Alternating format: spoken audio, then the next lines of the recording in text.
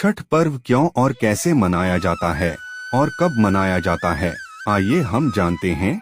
छठ पूजा के संबंध में एक कहानी प्रचलित है। ऐसा कहा जाता है कि प्रियंवद और मालिनी राजा और रानी हुआ करते थे। उनकी कोई संतान नहीं था। संतान प्राप्ति के लिए राजा ने कड़ी तपस्या की, तब जाकर तपस्या के बाद राजा प्रियंवद को एक संतान की प्राप्ति हुई।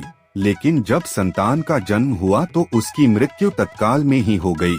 इसके बाद राजा उसके वियोग में अपने प्राण त्यागने के लिए श्मशान घाट चले गए। तभी भगवान की मानस पुत्री देवसेना प्रकट हुई। उन्होंने राजा से कहा कि वह मेरी पूजा विधि विधान के साथ करें। अगर वह ऐसा करते हैं तो उनकी संतान जीवित हो जाएगी। इसके बाद राजा ने काफी हर्षोल्लास और धूमधाम के साथ देवी देवसेना की पूजा की और जिसके फलस्वरूप उन्हें पुत्र पुनः प्राप्त हुआ।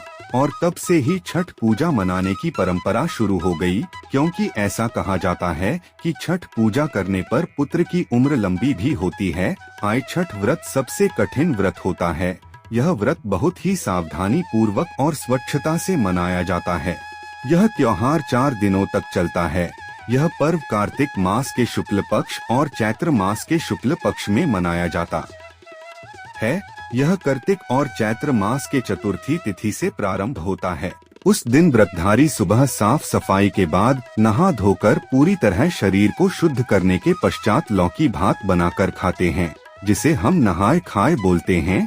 फिर दूसरे दिन व्रत करने वाले स्त्री पुरुष निर्जला दिन भर रहकर शाम को सूर्यास्त के बाद चावल का खीर गुड़ वाला तथा गेहूं की रोटी बनाकर पहले छठी मैया की भोग लगाते हैं। फिर उसे ग्रहण करते हैं, जिसे हम खरना के नाम से जानते हैं। उसके पश्चात आस पड़ोस में उसे प्रसाद को वितरण किया जाता है। उसके बाद फिर निर्जला रहकर षष्ठी दिन छठी मैया का प्रसाद के रूप में ठेकुआ पूरी बनाते हैं तथा फलों के साथ उसे बांस की बनी सुप में सजाते हैं तथा पूरे परिवार के साथ सायंकाल में नदी तालाब के घाट पर जाते हैं। नदी तालाब के किनारे यानी छठ घाट पर कुछ समय बैठते हुए छठी मैया की आराधना करते हैं।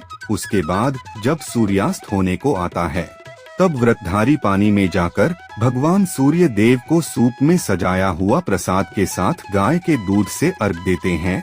फिर रात्रि बेला घर पर आकर कोशी भरा जाता है, जिसमें 5 ऊख, जिसे हम गन्ना भी बोलते हैं, घर के आंगन को अच्छा से साफ कर पूरे परिवार छठी मैया की आराधना करते हैं। फिर सुबह छठ घाट पर जाकर भगवान सूर्य देव को सूर्योदय होने पर अर्घ देकर जैसे शाम के समय किया गया था, वैसे ही अर्घ देकर व्रतधारी प्रसाद खाकर व्रत का समापन करते हैं। यह पूरी तरह से निर्जला व्रत होता है, जो बहुत ही कठिन होता है। इस व्रत को करने के लिए सारी शक्ति छठी मैया ही देती हैं।